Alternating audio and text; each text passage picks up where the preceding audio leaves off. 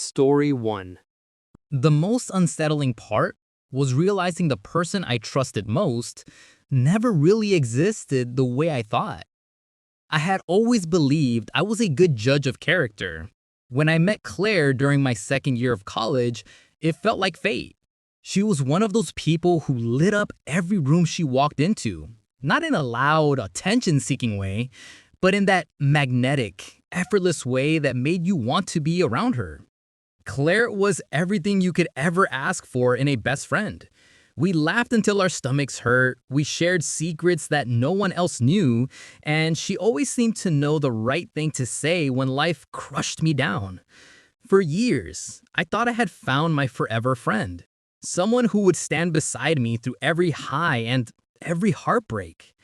But looking back now, I realized there were always cracks. Tiny, almost invisible at first. There were times she'd suddenly disappear for days with vague excuses like, I had to help family, or work got too crazy. She had two phones. She told me one was for work stuff, but I never saw her use it for anything professional. I brushed these things off. After all, who questions their best friend? But the truth has a way of slipping through, no matter how tightly someone tries to hide it. And when I finally pieced it together, it shattered everything I thought I knew about loyalty, friendship, and trust. One night, Claire and I were texting, just joking around like usual. But then out of nowhere, she called me a nickname no one had ever used for me before. At first, I laughed it off, assuming autocorrect messed up. But when I teased her about it, she froze. She quickly changed the subject, like nothing happened. That moment stuck with me. Why would she slip up on my name of all things? A week later, she canceled our dinner plans, claiming she was homesick. I believed her, until the next day when I was scrolling through Instagram. There she was, smiling in a group picture at a restaurant across town. Except she wasn't tagged as Anna, she was tagged as Anna. It wasn't just a side profile or random nickname. This was a full-blown identity. She had hundreds of followers, consistent posts, and even comments from people who clearly knew her, but knew her as someone else. I scrolled faster, my heart racing.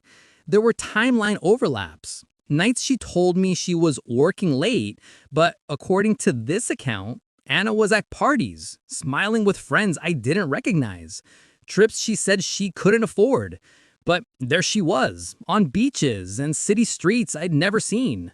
It was like looking at a stranger wearing my best friend's face. I couldn't wrap my head around it. Was this some kind of scam? A catfish account? But the photos were too personal, too detailed. It wasn't someone pretending to be her. It was her. The next day, I tested her. Casually, I asked about her weekend. She lied straight to my face, describing a quiet night in, but I had already seen the pictures of Anna at a rooftop bar. For the first time in years, I felt like I was talking to a stranger. And that's when the paranoia really set in. If she could lie so easily about something so small, what else has she been hiding from me all these years? I couldn't hold it in any longer. For days, I stalked that Anna account like an obsessed detective. The more I looked, the worse it got. Photos of vacations, birthday parties, even a boyfriend I had never heard about. This wasn't just an alternate Instagram account. This was an entire life, one I was never a part of. Finally, one night, I printed out a couple of the pictures and drove to her apartment. My hands were shaking as I rang the bell. When Claire opened the door, she looked surprised, maybe even nervous. I didn't waste time. I held up the pictures and said, "Who the hell is Anna?"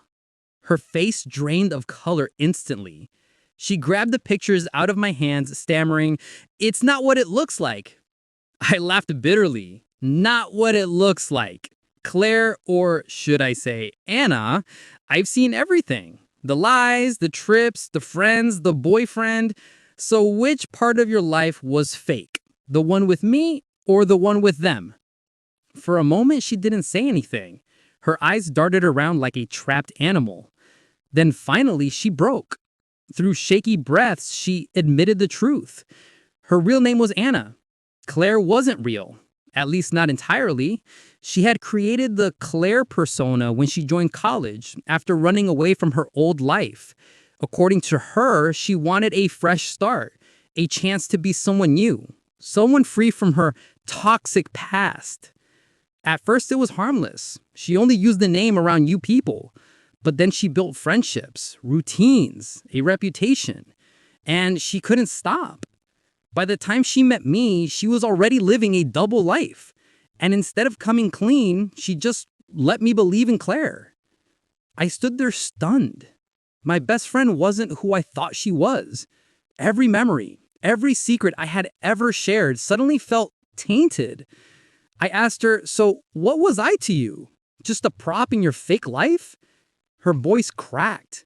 "No, you were real, the only real thing in all of this, I swear." But how could I believe that? How could I trust anything from someone who built their entire identity on a lie? I left her apartment that night with tears streaming down my face. Because the truth is, in that moment, I lost not just a best friend, but my faith and trust itself. Aftermath and betrayal. I wish I could tell you that things got better after that night, that she apologized, I forgave her, and we somehow moved on. But lies don't just disappear. They stain everything they touch. The next few weeks were some of the loneliest of my life. I ignored her calls and messages, though she tried relentlessly to reach me. Part of me wanted to hear her out, to believe she truly cared about me. But another part, the louder part, couldn't forget the look on her face when I said the name Anna. It wasn't guilt, it was fear. And that terrified me even more. Eventually, word started to spread. Mutual friends noticed the tension. Some sided with her, saying she just wanted a fresh start. It's not a big deal. Others were furious at her deception. Suddenly, I wasn't just grieving my best friend. I was stuck in the middle of a social war I never asked for. But the worst part? I couldn't stop doubting myself. I replayed every memory in my head, every conversation, every inside joke. And with each one, I asked, was she really there with me?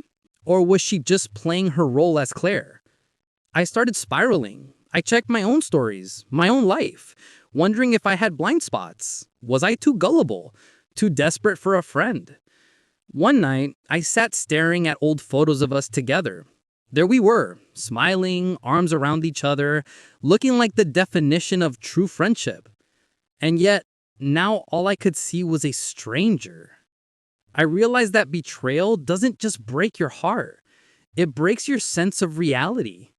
It makes you question not just the liar, but yourself. Weeks turned into months. She eventually stopped trying to reach me. Claire faded into silence. And though I should have felt relief, all I felt was emptiness. Because how do you mourn someone who's still alive? How do you grieve a friendship that never was fully real to begin with? Life slowly moved forward, but the shadow of that friendship never left me. Then months later, something happened that reopened the wound. I was at a coffee shop downtown, working on my laptop, when I heard a laugh that froze me in place. It was a sound I knew instantly. I turned and there she was.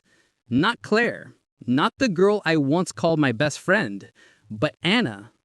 She was sitting at a table with a group of people I didn't recognize, including a man who leaned in close, clearly her boyfriend. She looked happy, effortlessly happy. For a moment, our eyes locked. My heart stopped. She knew me. I knew she did. But instead of smiling or waving or even acknowledging me, she looked away. She turned her back like I was just another stranger in the room.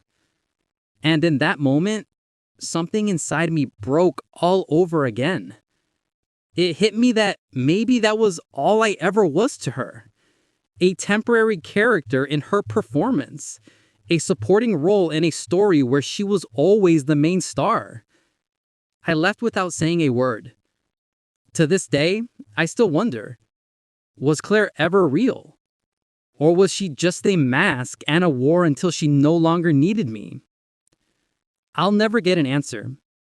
But every time I hear someone laugh the way she did that day, I feel they chill. Because I can't help but ask myself, how many other people around me are living double lives too?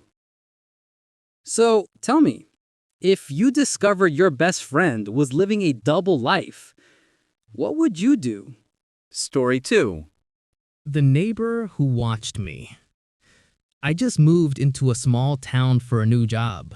The streets were quiet, maybe even too quiet. I thought it would be peaceful, but I had no idea what was waiting for me. My neighbor, Mark, seemed friendly, always waving, always smiling.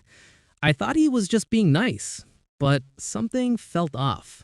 Something I couldn't explain. It started with small things. He always knew things about me before I even mentioned them. One morning, I had coffee on my balcony. The sun was just rising, painting the buildings in gold. And suddenly, there he was, carrying 2 mugs. "Hey, I made extra. Figured you'd like one," he said. I thanked him, but something in his eyes didn't feel right. There was an intensity there, a look that didn't belong in a friendly neighbor. A few days later, my phone rang. Unknown number. "Hey, didn't know you like black coffee." That was exactly what I had just ordered. I told them they had the wrong number. The line went dead. But it wasn't a coincidence. I knew it. Then the strange things started. My door sometimes unlocked, even though I swore I had locked it. Small items began disappearing. My favorite mug, my headphones, a few clothes. Nothing huge, but enough to make me paranoid. Enough to make me question reality. I decided to set a trap. I left a small notebook hidden with a note inside that said, "I'm watching you." When I came back, the notebook was gone. He knew. I moved to a new apartment. Busier streets, safer area. I thought I had escaped, but it started again. Small things shifted. Mail opened, trash rearranged, shoes slightly moved, and then texts.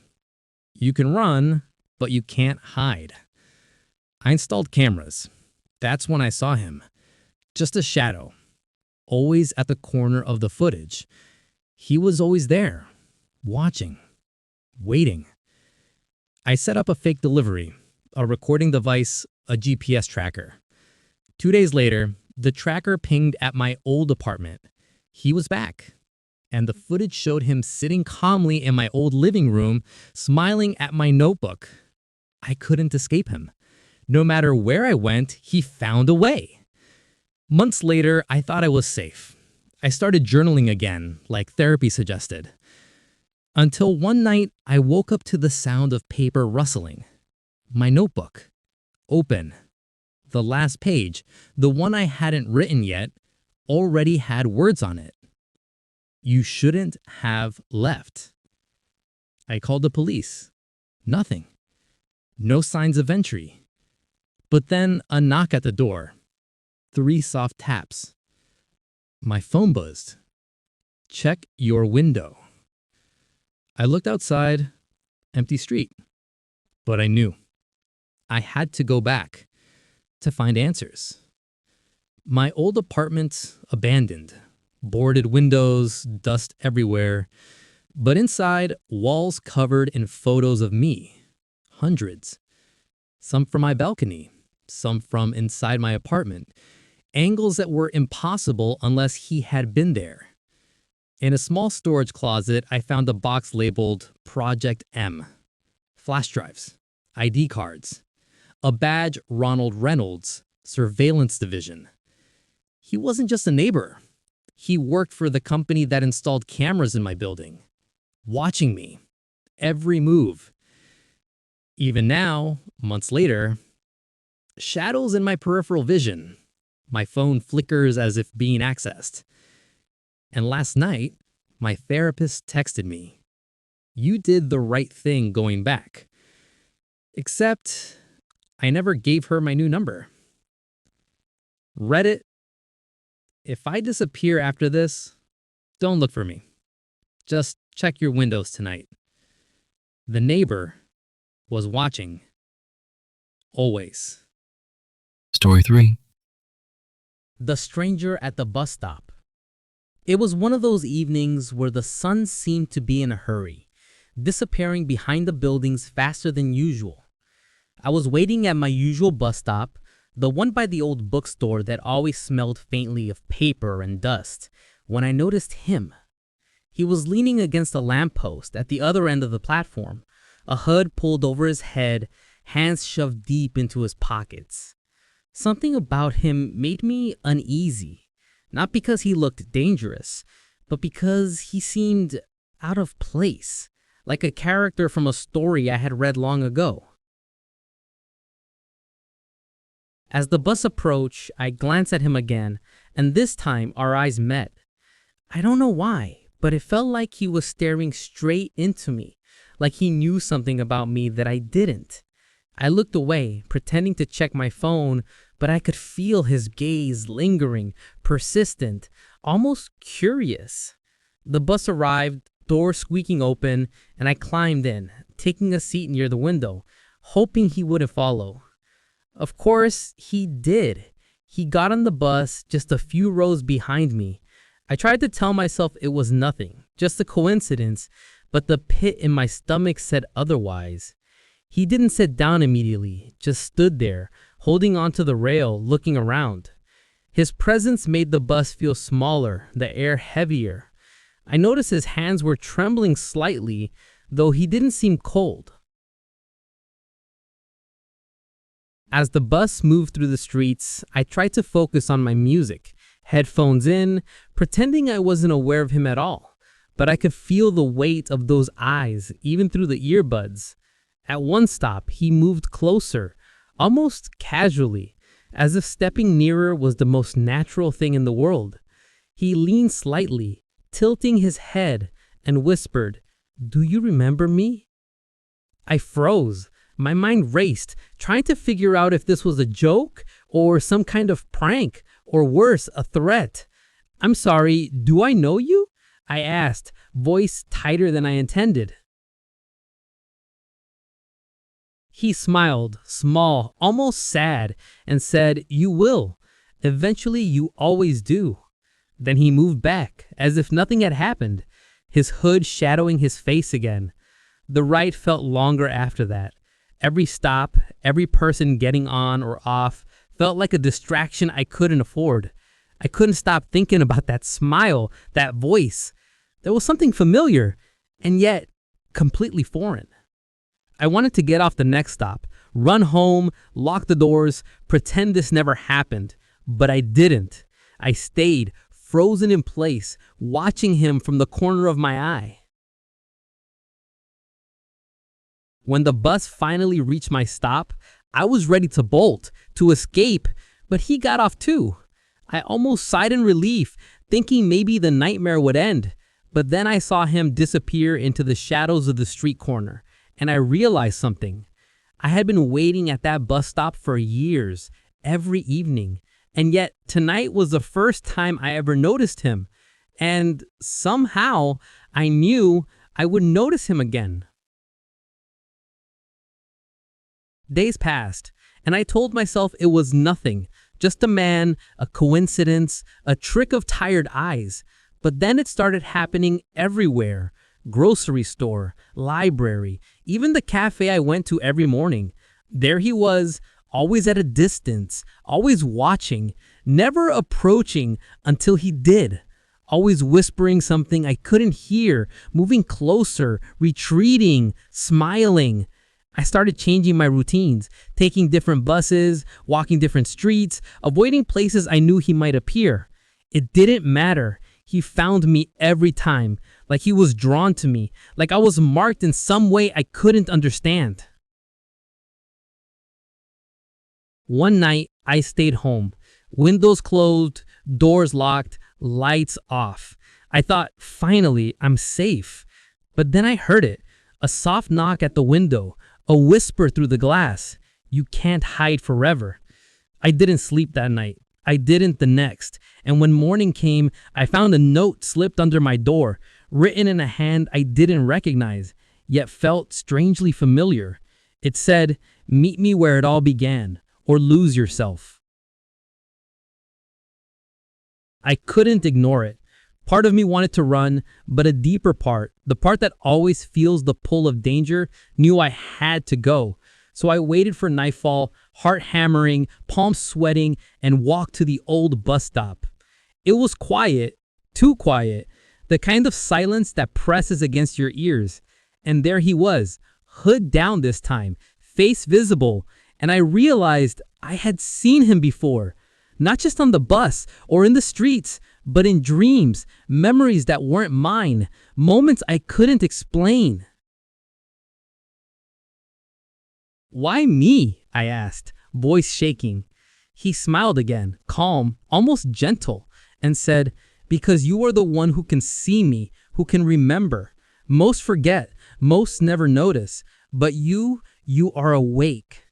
I wanted to run, to scream, to do anything but listen, but something about his presence rooted me to the spot. And then he reached out, hand trembling, and I felt a chill run through me. This ends tonight or never at all. I followed him without knowing why, through the empty streets, alleyways, and familiar corners that now felt alien. Every step, my heart pounded louder, my thoughts louder, memories flashing like broken film. He stopped at a bridge overlooking the river, the water black and still. "Look," he said, pointing below. I saw something that made my stomach drop. A reflection, but not mine. Someone, something, mirrored my movements, yet twisted, wrong, smiling. "That's you, the one who forgets, the one who loses," he said softly. I wanted to run, but I couldn't. The water seemed to call me, whispering, beckoning, and I realized he was not just guiding me, he was showing me something I couldn't ignore. "What is this?" I asked, voice shaking. "Your past, your future, and the space in between. You have to choose, remember or be forgotten." I don't remember the next few minutes clearly, only the feeling of falling, the river below, the stranger's hand steadying me, holding me, yet letting me see what I couldn't before. When I finally looked up, he was gone. The world seemed different, heavier, yet lighter, like I had crossed some invisible line. And then I understood. The stranger was never just a man. He was a reminder, a warning, a guide through something I couldn't name, a part of me that had been waiting to be noticed. And I knew deep down that some stories never end, some strangers never leave, and some choices define everything. I never saw him again after that night, but sometimes in the quiet, I feel him just behind me, watching, waiting, knowing I remember. And I always will.